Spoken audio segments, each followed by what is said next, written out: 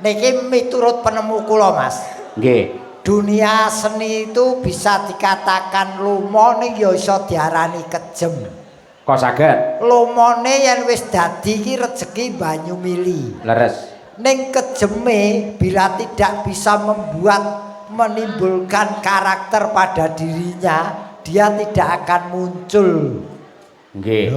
Leres. Nadyan ayu, nadyan pinter ning yen ora duwe karakter ora bakal muncul ke permukaan. Nggih, leres. Nah, tadi pancen yo seni iki angel kok. Nggih. Saya bab ngene iki kaya awakmu ki statuse apa? Penyanyi apa sinden? Ya penyanyi ya sinden ya iso sembarang kalir. Oh, sembarang. Aku nek kon nyanyi ya nyanyi, dadi penyanyi ngono kae macak penyanyi iso. Nek kon dadi sinden ya macak sinden iso. Nah, saiki tak kowe kepengin dadi sinden kudu ngerti tegese sinden. Nah, ngilmu iki. Yo, sinden ki siap menerima perintah atasan dalam hal ini dalang. Nggih. Den kuwi den sawang lan den rungokake suarane. Yen jaman biyen sinden gur dirungokke.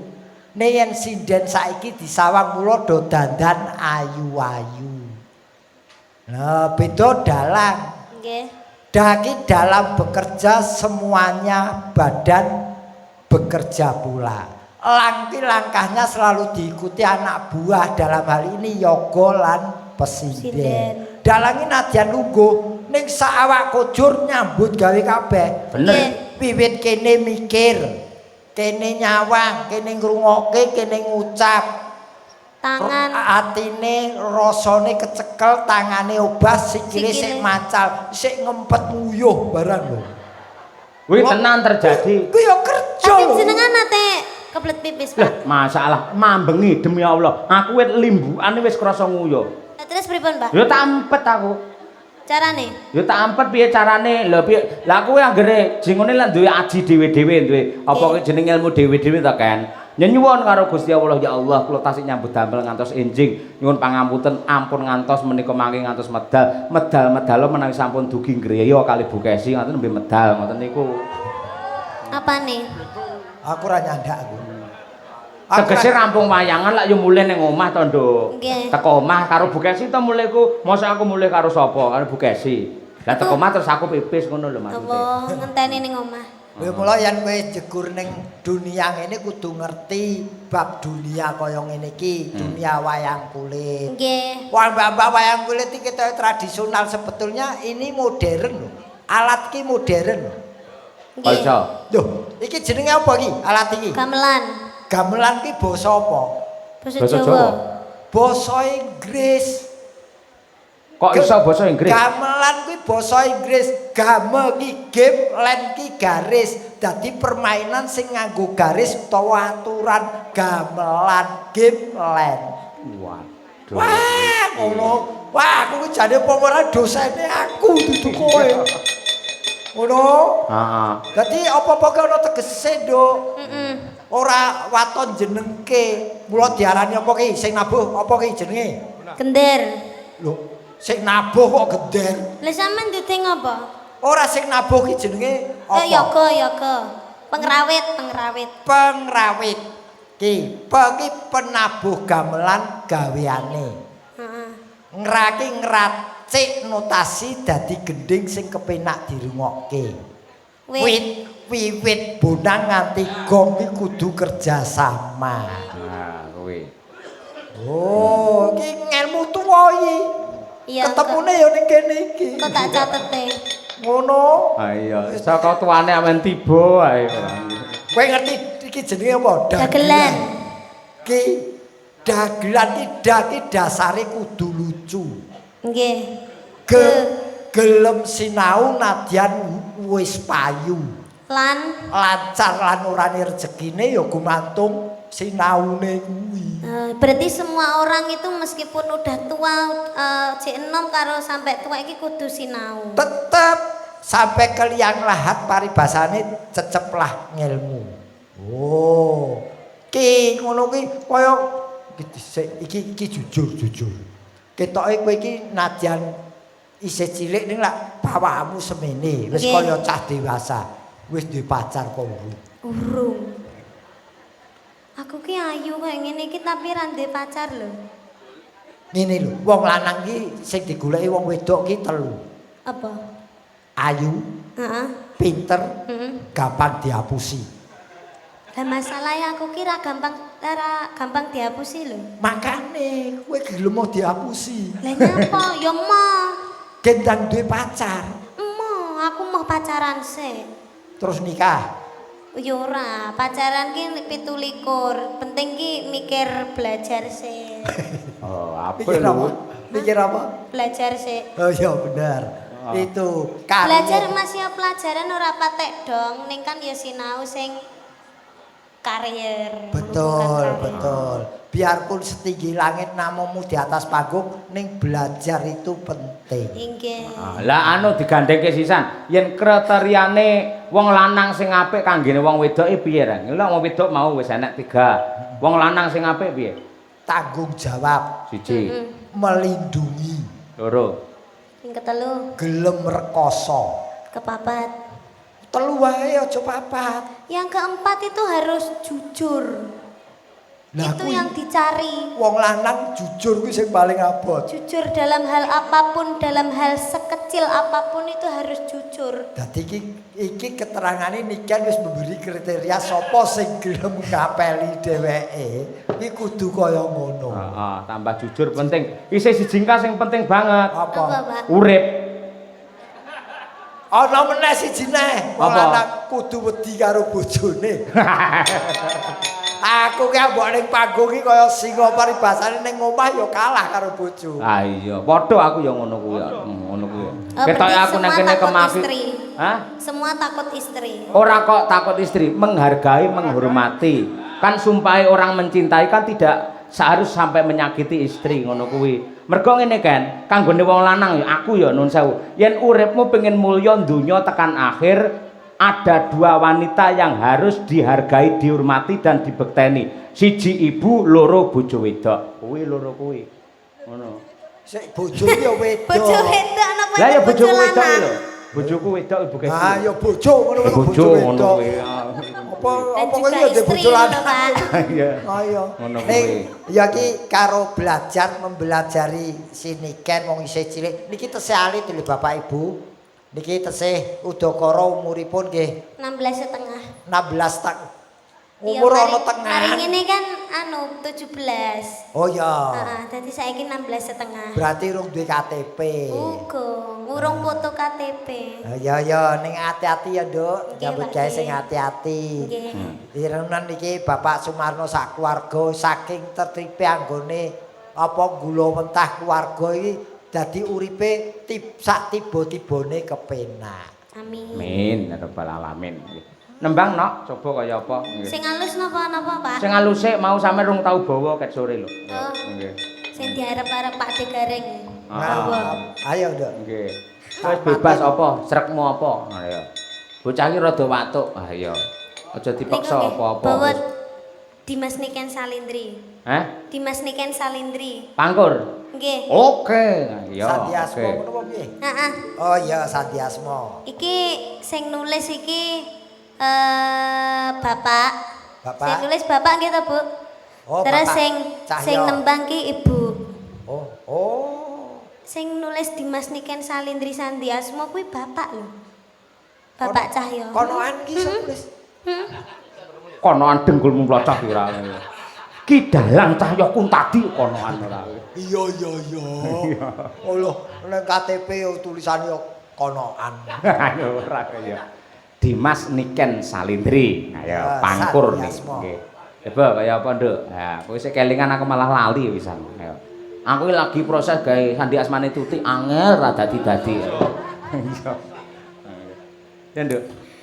Dimen Buddha yang rembaka Mas. masih nangling cahyane rokan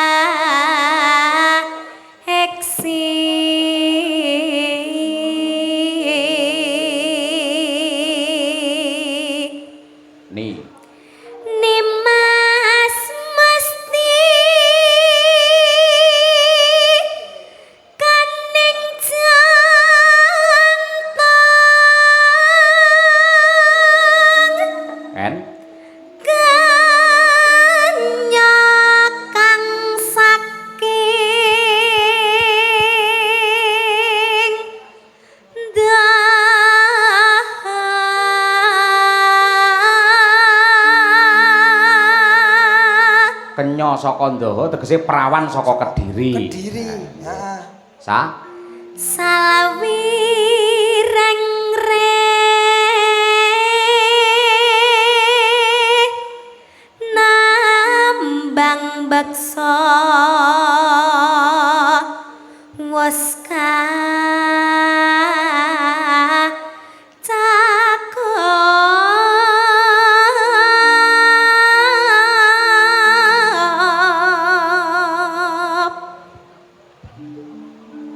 linambaran jiwa tama terakhir Dri. driya sumarah mring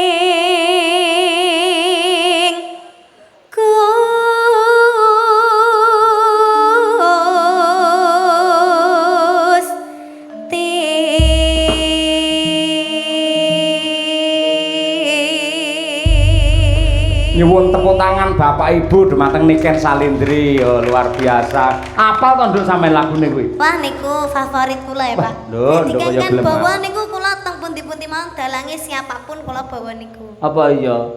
Ora pengen mene royalti ning aku ngono. Ya Allah. Royalti ora kudu dhuwit. Dan apa, tegese. Pak? Lah Bapak lek ngono Bapak nyuwun apa to, Pak? Bapakmu ki royal no. ora. Bapak Cahyo nyuwun apa to, Pak? Hah? Nyuwun apa? Ya ora apa, kapan-kapan iki pentaso karo mayangkaran ning nggenku men tangga-tanggaku seneng ngono lho. Oh, siap. Aja larang-larang ya. Pun khusus jenengan gratis, Pak. Engko bintang tamune ya Pak Digareng. Aku gawe nosik to. Niku nek campur sari mayangkaran niku mboten nusan damel dagelan niku pun gayeng kok, Pak. Oh ta. Nggih, estu. Tanpa pelawak wis gayeng. Nggih, sudah. Aku nyapu-nyapu ya iso kok. Nyapu. Oh, anggere kancane katut entuk rezeki kok kowe. Aku gawekno ku lho. Sadi apa kuwi? Sadi Sandi guna. Kok sadi guna? Sandi asma. Asma ki lak megeh-megeh. Sadi asma. Lah wis tuwek kok. Loh, justru sing tuwek iki biasane ditembangke sandi asma ngono kuwi dadekke dalange saya kuncara. Ah iya, brimob malian. SK. SK iya. Lanjutnya apa nak Cahayu? Nggih. Apa nggih, Pak? Tibake apa? Anda langsung mawon nggih, Pak? Ana langsung. Oke, wis seneng aku kuwi. Lagam ki? Nggih. Iya dong. Cocok. Nggih. Pokoknya bangsa lagam tak dukung. Ah iya, nggih. Ya tetep joget garenge ora ayo. Yo, Ana langsung coba. Yuk. Banget ora ngira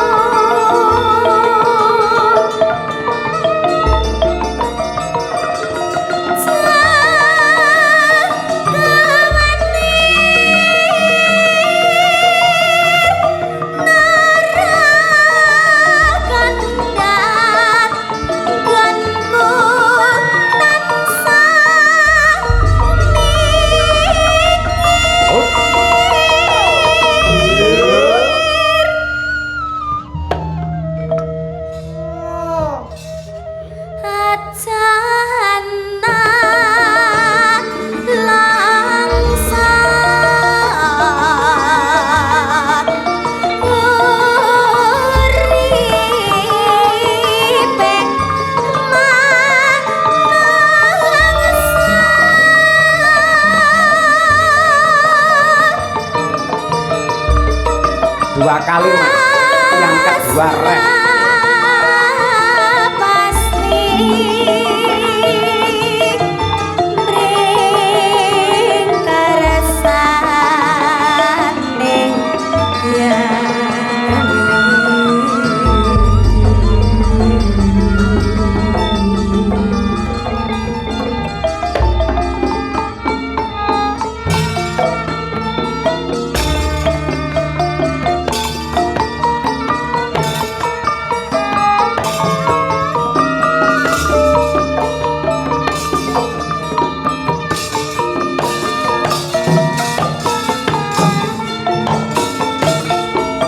Duk, Rahayu.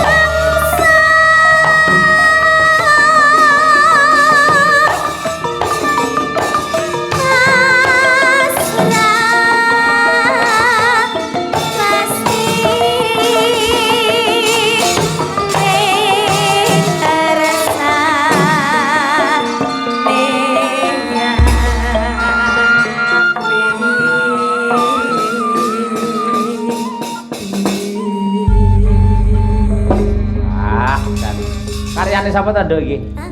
Karyane sinten? Mboten ngertos, Pak. Wah, nggih. Mbak Narto Pak Sabdo. Narto Sabdo. Wah, ngelok tenan.